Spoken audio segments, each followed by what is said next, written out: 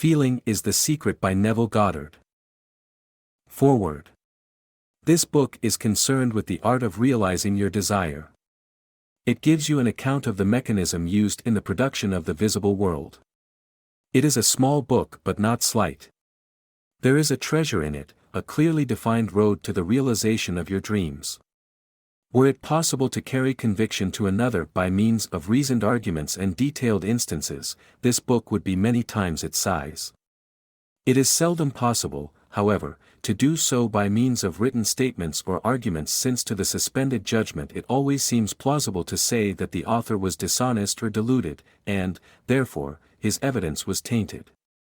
Consequently, I have purposely omitted all arguments and testimonials, and simply challenge the open-minded reader to practice the law of consciousness as revealed in this book. Personal success will prove far more convincing than all the books that could be written on the subject. Neville. Chapter 1: Law and its Operation. The world, and all within it, is man's conditioned consciousness objectified. Consciousness is the cause as well as the substance of the entire world. So it is to consciousness that we must turn if we would discover the secret of creation. Knowledge of the law of consciousness and the method of operating this law will enable you to accomplish all you desire in life. Armed with a working knowledge of this law, you can build and maintain an ideal world. Consciousness is the one and only reality, not figuratively but actually. This reality may for the sake of clarity be likened unto a stream which is divided into two parts, the conscious and the subconscious. In order to intelligently operate the law of consciousness, it is necessary to understand the relationship between the conscious and the subconscious. The conscious is personal and selective, the subconscious is impersonal and non-selective. The conscious is the realm of effect, the subconscious is the realm of cause. These two aspects are the male and female divisions of consciousness. The conscious is male, the subconscious is female. The conscious generates ideas and impresses these ideas on the subconscious receives ideas and gives form and expression to them.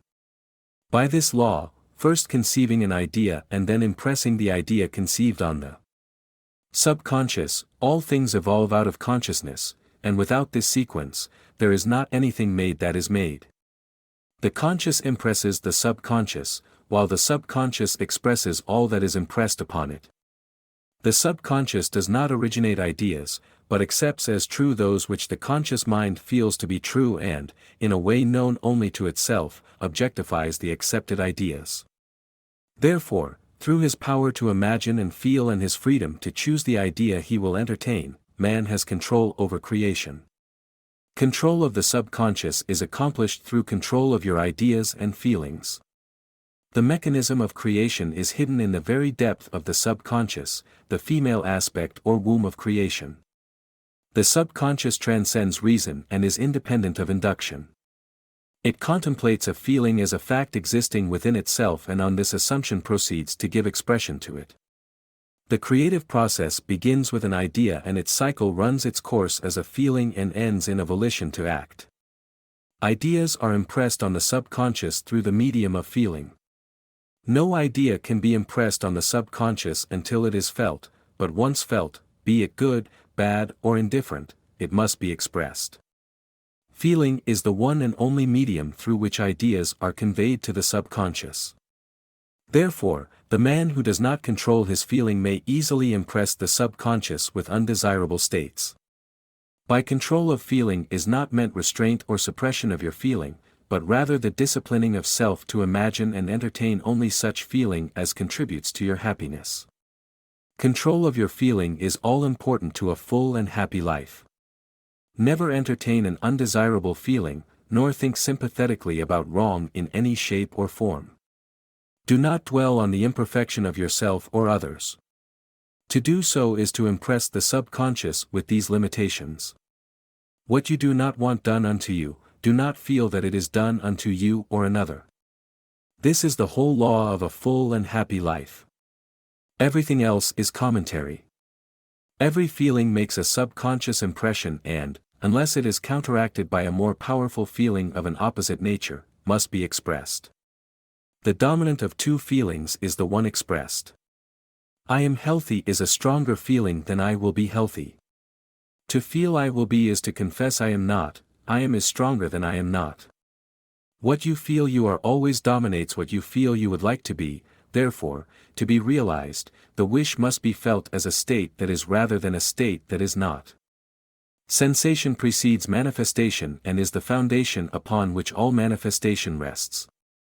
Be careful of your moods and feelings, for there is an unbroken connection between your feelings and your visible world. Your body is an emotional filter and bears the unmistakable marks of your prevalent emotions. Emotional disturbances, especially suppressed emotions, are the causes of all disease. To feel intensely about a wrong without voicing or expressing that feeling is the beginning of disease, in both body and environment. Do not entertain the feeling of regret or failure for frustration or detachment from your objective results in disease. Think feelingly only of the state you desire to realize. Feeling the reality of the state sought and living and acting on that conviction is the way of all seeming miracles. All changes of expression are brought about through a change of feeling. A change of feeling is a change of destiny. All creation occurs in the domain of the subconscious. What you must acquire then, is a reflective control of the operation of the subconscious, that is, control of your ideas and feelings. Chance or accident is not responsible for the things that happen to you, nor is predestined fate the author of your fortune or misfortune. Your subconscious impressions determine the conditions of your world. The subconscious is not selective, it is impersonal and no respecter of persons, Acts 10 verse 34, Romans 2 verse 11. The subconscious is not concerned with the truth or falsity of your feeling. It always accepts as true that which you feel to be true. Feeling is the assent of the subconscious to the truth of that which is declared to be true. Because of this quality of the subconscious there is nothing impossible to man. Whatever the mind of man can conceive and feel as true, the subconscious can and must objectify. Your feelings create the pattern from which your world is fashioned, and a change of feeling is a change of pattern. The subconscious never fails to express that which has been impressed upon it. The moment it receives an impression, it begins to work out the ways of its expression. It accepts the feeling impressed upon it, your feeling, as a fact existing within itself and immediately sets about to produce in the outer or objective world the exact likeness of that feeling. The subconscious never alters the accepted beliefs of man. It outpictures them to the last detail whether or not they are beneficial. To impress the subconscious with the desirable state, you must assume the feeling that would be yours had you already realized your wish. In defining your objective, you must be concerned only with the objective itself. The manner of expression or the difficulties involved are not to be considered by you. To think feelingly on any state impresses it on the subconscious. Therefore, if you dwell on difficulties, barriers or delay, the subconscious, by its very non-selective nature, accepts the feeling of difficulties and obstacles as your request and proceeds to produce them in your outer world. The subconscious is the womb of creation. It receives the idea unto itself through the feelings of man. It never changes the idea received, but always gives it form. Hence the subconscious outpictures the idea in the image and likeness of the feeling received. To feel a state as hopeless or impossible is to impress the subconscious with the idea of failure. Although the subconscious faithfully serves man, it must not be inferred that the relation is that of a servant to a master as was anciently conceived. The ancient prophets called it the slave and servant of man. Saint Paul personified it as a woman and said, the woman should be subject to man in everything, Ephesians 5 verse 24, also, 1 Corinthians 14 verse 34, Ephesians 5 verse 22, Colossians 3 verse 18, 1 Peter 3 verse 1. The subconscious does serve man and faithfully gives form to his feelings. However, the subconscious has a distinct distaste for compulsion and responds to persuasion rather than to command, consequently, it resembles the beloved wife more than the servant. The husband is head of the wife, Ephesians 5:23, may not be true of man and woman in their earthly relationship, but it is true of the conscious and the subconscious, or the male and female aspects of consciousness. The mystery to which Paul referred when he wrote, "This is a great mystery," 5:32. "He that loveth his wife loveth himself," 5:28. "And they two shall be one flesh," 5:31, is simply the mystery of consciousness. Consciousness is really one and undivided, but for creation's sake it appears to be divided into two. The conscious, objective, or male aspect truly is the head and dominates the subconscious, subjective, or female aspect. However, this leadership is not that of the tyrant, but of the lover. So, by assuming the feeling that would be yours were you already in possession of your objective, the subconscious is moved to build the exact likeness of your assumption. Your desires are not subconsciously accepted until you assume the feeling of their reality, for only through feeling is an idea subconsciously accepted, and only through this subconscious acceptance is it ever expressed. It is easier to ascribe your feeling to events in the world than to admit that the conditions of the world reflect your feeling. However, it is eternally true that the outside mirrors the inside. As within, so without; as above, so below; as below, so above; as within, so without. As without, so within. Correspondence, the second of the 7 principles of Hermes Trismegistus. A man can receive nothing unless it is given him from heaven, John 3 verse 27, and, the kingdom of heaven is within you, Luke 17 verse 21. Nothing comes from without, all things come from within, from the subconscious. It is impossible for you to see other than the contents of your consciousness. Your world in its every detail is your consciousness objectified. Objective states bear witness of subconscious impressions. A change of impression results in a change of expression. The subconscious accepts as true that which you feel as true. And because creation is the result of subconscious impressions, you by your feeling, determine creation. You are already that which you want to be, and your refusal to believe this is the only reason you do not see it. To seek on the outside for that which you do not feel you are is to seek in vain, for we never find that which we want, we find only that which we are. In short, you express and have only that which you are conscious of being or possessing. To him that hath it is given, Matthew 13 verse 12, 25 verse 29, Mark 4 verse 25, Luke 8 verse 18, 19:26. Denying the evidence of the senses and appropriating the feeling of the wish fulfilled is the way to the realization of your desire. Mastery of self-control of your thoughts and feelings is your highest achievement. However, until perfect self-control is attained, so that, in spite of appearances, you feel all that you want to feel, use sleep and prayer to aid you in realizing your desired states. These are the 2 gateways into the subconscious.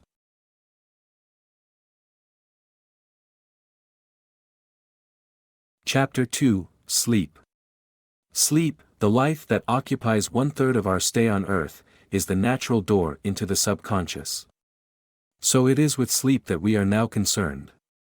The conscious 2/3 of our life on earth is measured by the degree of attention we give sleep.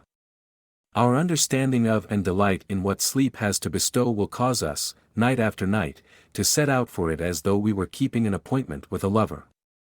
In a dream, in a vision of the night, when deep sleep falleth upon men, in slumbering upon the bed, then he openeth the ears of men and sealeth their instruction, Job 33. It is in sleep and in prayer, a state akin to sleep, that man enters the subconscious to make his impressions and receive his instructions. In these states the conscious and subconscious are creatively joined. The male and female become one flesh. Sleep is the time when the male or conscious mind turns from the world of sense to seek its lover or subconscious self. The subconscious, unlike the woman of the world who marries her husband to change him, has no desire to change the conscious, waking state, but loves it as it is and faithfully reproduces its likeness in the outer world of form. The conditions and events of your life are your children formed from the molds of your subconscious impressions in sleep. They are made in the image and likeness of your innermost feeling that they may reveal you to yourself. As in heaven, so on earth, Matthew 6 verse 10, Luke 11 verse 2. As in the subconscious, so on earth. Whatever you have in consciousness as you go to sleep is the measure of your expression in the waking 2/3 of your life on earth. Nothing stops you from realizing your objective, save your failure to feel that you are already that which you wish to be, or that you are already in possession of the thing sought. Your subconscious gives form to your desires only when you feel your wish fulfilled. The unconsciousness of sleep is the normal state of the subconscious. Because all things come from within yourself, and your conception of yourself determines that which comes, you should always feel the wish fulfilled before you drop off to sleep. You never draw out of the deep of yourself that which you want, you always draw that which you are, and you are that which you feel yourself to be, as well as that which you feel as true of others. To be realized then, the wish must be resolved into the feeling of being or having or witnessing the state sought. This is accomplished by assuming the feeling of the wish fulfilled. The feeling which comes in response to the question, how would I feel were my wish realized, is the feeling which should monopolize and immobilize your attention as you relax into sleep. You must be in the consciousness of being or having that which you want to be or to have before you drop off to sleep. Once asleep, man has no freedom of choice. His entire slumber is dominated by his last waking concept of self. It follows, therefore, that he should always assume the feeling of accomplishment and satisfaction before he retires in sleep. Come before me with singing and thanksgiving, Psalm 95 verse 2. Enter into his gates with thanksgiving and into his courts with praise, Psalm 100 verse 4. Your mood prior to sleep defines your state of consciousness as you enter into the presence of your everlasting lover, the subconscious. She sees you exactly as you feel yourself to be. If, as you prepare for sleep, you assume and maintain the consciousness of success by feeling, I am successful, you must be successful. Lie flat on your back with your head on a level with your body. Feel as you would were you in possession of your wish and quietly relax into unconsciousness. He that keepeth Israel shall neither slumber nor sleep, Psalm 121 verse 4. Nevertheless, he giveth his beloved sleep, Psalm 127 verse 2. The subconscious never sleeps. Sleep is the door through which the conscious, waking mind passes to be creatively joined to the subconscious. Sleep conceals the creative act, while the objective world reveals it. In sleep, man impresses the subconscious with his conception of himself. What more beautiful description of this romance of the conscious and subconscious is there, than that told in the Song of Solomon? By night on my bed I sought him whom my soul loveth. I found him whom my soul loveth, I held him and I not let him go, until I had brought him into my mother's house, and into the chamber of her that conceived me. Preparing to sleep, you feel yourself into the state of the answered wish, and then relax into unconsciousness. Your realized wish is he whom you seek. By night, on your bed, you seek the feeling of the wish fulfilled that you may take it with you into the chamber of her that conceived you. Into sleep or the subconscious which gave you form, that this wish also may be given expression. This is the way to discover and conduct your wishes into the subconscious. Feel yourself in the state of the realized wish and quietly drop off to sleep. Night after night, you should assume the feeling of being, having and witnessing that which you seek to be, possess and see manifested. Never go to sleep feeling discouraged or dissatisfied. Never sleep in the consciousness of failure. Your subconscious, whose natural state is sleep, sees you as you believe yourself to be, and whether it be good, bad or indifferent, the subconscious will faithfully embody your belief. As you feel so do you impress her, and she, the perfect lover, gives form to these impressions and outpictures them as the children of her beloved. Thou art all fair, my love, there is no spot in thee, Song of Solomon 4 verse 7. This is the attitude of mind to adopt before dropping off to sleep. Disregard appearances and feel that things are as you wish them to be, for he calleth things that are not seen as though they were, and the unseen become seen, approximate, Romans 4 verse 17. To assume the feeling of satisfaction is to call conditions into being which will mirror satisfaction. Signs follow, they do not precede. Proof that you are will follow the consciousness that you are, it will not precede it.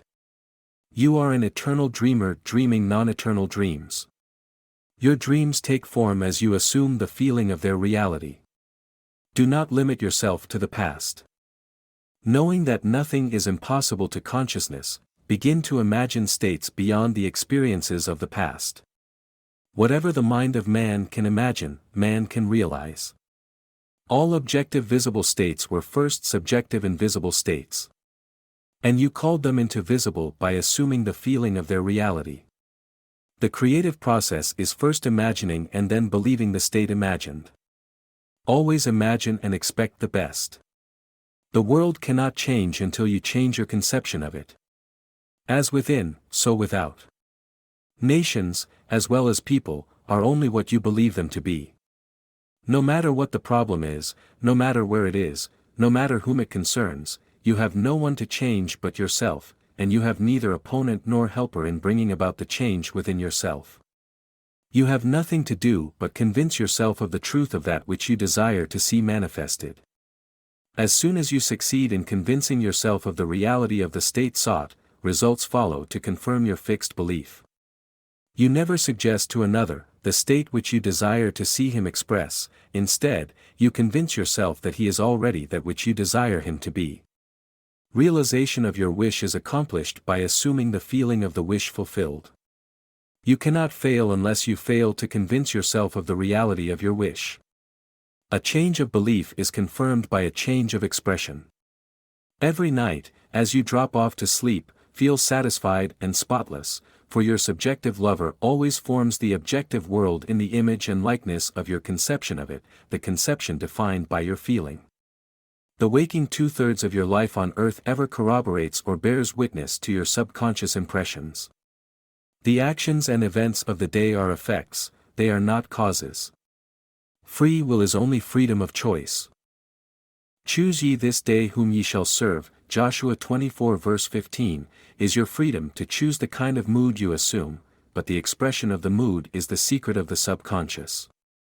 The subconscious receives impressions only through the feelings of man and, in a way known only to itself, gives these impressions form and expression. The actions of man are determined by his subconscious impressions.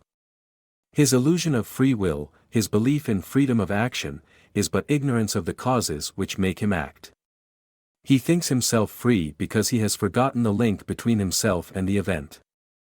Man awake is under compulsion to express his subconscious impressions. If in the past he unwisely impressed himself, then let him begin to change his thought and feeling, for only as he does so will he change his world. Do not waste one moment in regret, for to think feelingly of the mistakes of the past is to reinfect yourself. Let the dead bury the dead, Matthew 8 verse 22, Luke 9 verse 60. Turn from appearances and assume the feeling that would be yours were you already the one you wish to be. Feeling a state produces that state. The part you play on the world stage is determined by your conception of yourself. By feeling your wish fulfilled and quietly relaxing into sleep, you cast yourself in a star role to be played on earth tomorrow, and while asleep, you are rehearsed and instructed in your part. The acceptance of the end automatically wills the means of realization. Make no mistake about this. If as you prepare for sleep, you do not consciously feel yourself into the state of the answered wish, then you will take with you into the chamber of her who conceived you the sum total of the reactions and feelings of the waking day, and while asleep, you will be instructed in the manner in which they will be expressed tomorrow. You will rise believing that you are a free agent, not realizing that every action and event of the day is predetermined by your concept of self as you fell asleep. Your only freedom then, is your freedom of reaction. You are free to choose how you feel and react to the day's drama, but the drama, the actions, events and circumstances of the day, have already been determined. Unless you consciously and purposely define the attitude of mind with which you go to sleep, you unconsciously go to sleep in the composite attitude of mind made up of all feelings and reactions of the day. Every reaction makes a subconscious impression and unless counteracted by an opposite and more dominant feeling, is the cause of future action. Ideas enveloped in feeling are creative actions. Use your divine right wisely. Through your ability to think and feel, you have dominion over all creation. While you are awake, you are a gardener selecting seed for your garden. But except a corn of wheat fall into the ground and die, it abideth alone, but if it die, it bringeth forth much fruit. John 12 verse 24. Your conception of yourself as you fall asleep is the seed you drop into the ground of the subconscious. Dropping off to sleep feeling satisfied and happy compels conditions and events to appear in your world which confirm these attitudes of mind. Sleep is the door into heaven. What you take in as a feeling you bring out as a condition, action, or object in space. So sleep in the feeling of the wish fulfilled. Chapter 3, Prayer. Prayer, like sleep, is also an entrance into the subconscious.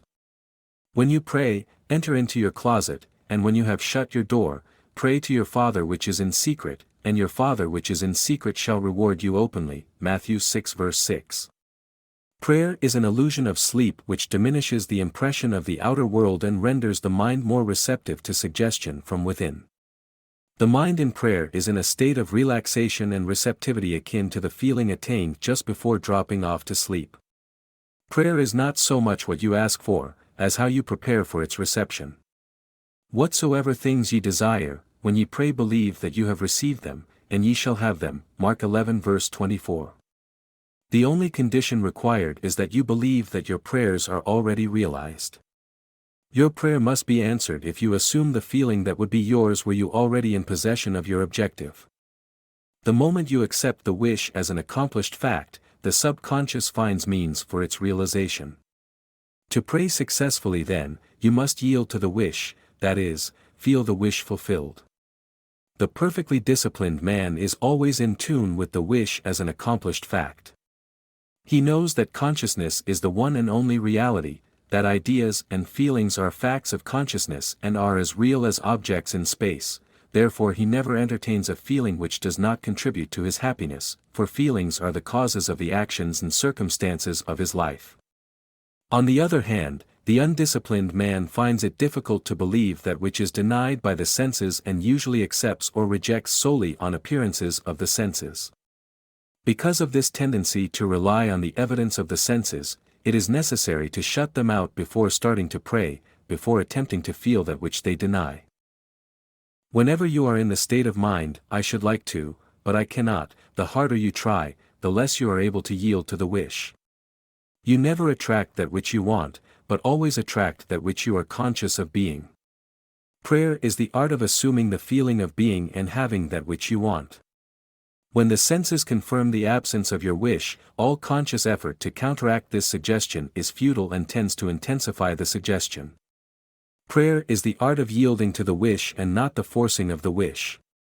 Whenever your feeling is in conflict with your wish, feeling will be the victor. The dominant feeling invariably expresses itself. Prayer must be without effort. In attempting to fix an attitude of mind which is denied by the senses, effort is fatal. To yield successfully to the wish as an accomplished fact, you must create a passive state, a kind of reverie or meditative reflection similar to the feeling which precedes sleep. In such a relaxed state, the mind is turned from the objective world and easily senses the reality of a subjective state. It is a state in which you are conscious and quite able to move or open your eyes but have no desire to do so. An easy way to create this passive state is to relax in a comfortable chair or on a bed. If on a bed, lie flat on your back with your head on a level with your body, close the eyes and imagine that you are sleepy. Feel, I am sleepy, so very sleepy. In a little while, a faraway feeling accompanied by a general lassitude and loss of all desire to move envelopes you. You feel a pleasant, comfortable rest and not inclined to alter your position, although under other circumstances you would not be at all comfortable. When this passive state is reached, imagine that you have realized your wish. Not how it was realized, but simply the wish fulfilled. Imagine in picture form what you desire to achieve in life. Then feel yourself as having already achieved it. Thoughts produce tiny little speech movements which may be heard in the passive state of prayer as pronouncements from without. However, this degree of passivity is not essential to the realization of your prayers. All that is necessary is to create a passive state and feel the wish fulfilled. All you can possibly need or desire is already yours. You need no helper to give it to you, it is yours now. Call your desires into being by imagining and feeling your wish fulfilled. As the end is accepted, you become totally indifferent as to possible failure, for acceptance of the end wills the means to that end. When you emerge from the moment of prayer, it is as though you were shown the happy and successful end of a play, although you were not shown how that end was achieved. However, having witnessed the end, regardless of any anticlimactic sequence, you remain calm and secure in the knowledge that the end has been perfectly defined. Chapter 4, Feeling. Not by might, nor by power, but by my Spirit, saith the Lord of hosts, Zechariah 4 verse 6. Get into the spirit of the state desired by assuming the feeling that would be yours were you already the one you want to be. As you capture the feeling of the state sought, you are relieved of all effort to make it so, for it is already so. There is a definite feeling associated with every idea in the mind of man. Capture the feeling associated with your realized wish by assuming the feeling that would be yours were you already in possession of the thing you desire, and your wish will objectify itself. Faith is feeling. According to your faith, feeling, be it unto you, Matthew 9 verse 29. You never attract that which you want, but always that which you are. As a man is, so does he see. To him that hath, it shall be given. And to him that hath not it shall be taken away, Matthew 13 verse 12, 25 verse 29, Mark 4 verse 25, Luke 8 verse 18, 19:26. That which you feel yourself to be, you are, and you are given that which you are. So assume the feeling that would be yours were you already in possession of your wish, and your wish must be realized. So God created man in his own image, in the image of God created he him, Genesis 1 verse 27. Let this mind be in you which was also in Christ Jesus, who being in the form of God, thought it not robbery to be equal with God, Philippians 2 verses 5 and 6. You are that which you believe yourself to be. Instead of believing in God or in Jesus, believe you are God or you are Jesus. He that believeth on me, the works that I do shall he do also, John 14 verse 12. This should be, he that believes as I believe, the works that I do shall he do also. Jesus found it not strange to do the works of God, because he believed himself to be God. I and my Father are one, John 10 verse 30. It is natural to do the works of the one you believe yourself to be. So live in the feeling of being the one you want to be and that you shall be. When a man believes in the value of the advice given him and applies it, he establishes within himself the reality of success.